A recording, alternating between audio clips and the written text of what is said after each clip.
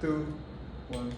I think that we need to understand that being a lawyer, doctor, or maybe even engineer or whatever is kind of an off case, and it's not really what is needed for post-collegiate degrees to be institutionally promoted. I don't think that they will disappear when we remove the premium, because it's intrinsically, it has to be needed for you to even get that job in the first place. I don't think that that's what the debate is about, and what the debate should be about is the vast majority of cases of persons in sales, marketing, production, or any middle management job, not just the upper super specialized jobs, because the debate is going to be highly limited in those areas, and those areas are the specific jobs that actually only needs a post-collegiate degree to even get in that job in the first place. So I think that we need to really reshift and focus the debate purely on that. Because when a person has masters, they on average get more money even if they don't show more skills to the other persons. And that's the biggest problem we have, the premium placed on that when there is not a total lack of proper skill on what they actually are worth for. Some rebuttals. DOO says that PhDs are practical because they have OJT and internship.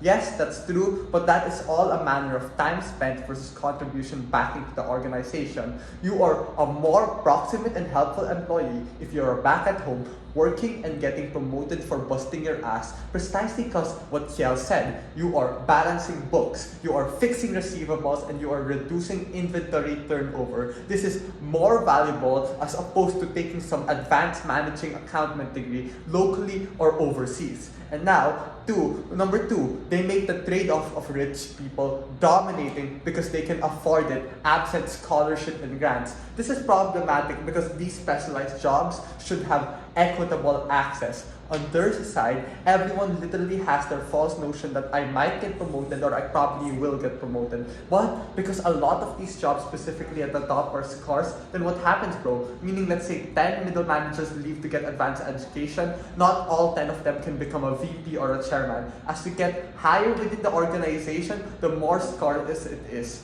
Hence, this is super harmful when even if they do get promoted, not all of them can get that spot. The comparative is better when it is better if it's based on proximity and meritocracy.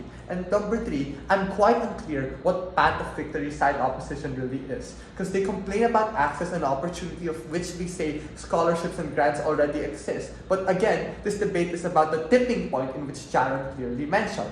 OP goes on and on about fringe benefits like those to the poor, those minorities, and those disenfranchised, but they literally get wrecked when you make their path of promotion take longer and be harder, as people who have more money, more capabilities to get into PhDs are more prioritized, or as opposed to people that don't have these opportunities in the first place. Because on average, a master's can take 2 years, and a PhD on average can take 5 to 6 years, and also lots and lots of money to get in there in the first place. And just some things that we want to clarify. OP is to some extent off class because they don't give us any positive material in terms of why the postgraduate degrees should be the tipping point in this round. We told you that people are free to get these degrees and compete to uplift themselves, but promotion should not solely and primarily be dictated by what we discuss in the premium. At best, they say this is a show of commitment, but commitment alone should not be the yardstick of promotions.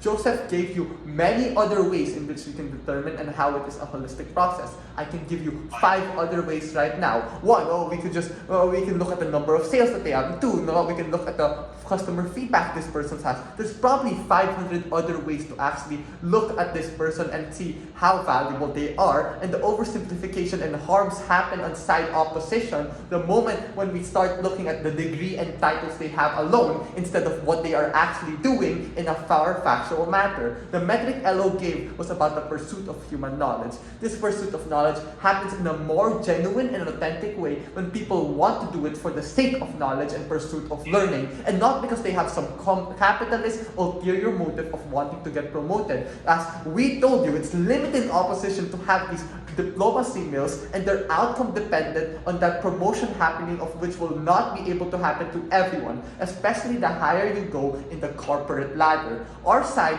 bites the bullet that sure, we might have less people going into these programs because it's not as specific as or accessible, but that limited desire and the ones coming in and of itself give it value, when the whole point of a postgraduate degree is creating and contributing to the existing stream of research. Make no mistake, yes, PhD and masters have part-time work and practical application, but it's primarily based on the streams of research and theory. I'll take your POI. Go. This tipping point is extremely overblown coming from government. We still retain all the metrics that you described in terms of employment, retaining employment, and promotions. The difference is that for very specific critical circumstances, you would take someone with a master's degree because they're able to apply their theory into practice. That's skirting the burden, bro.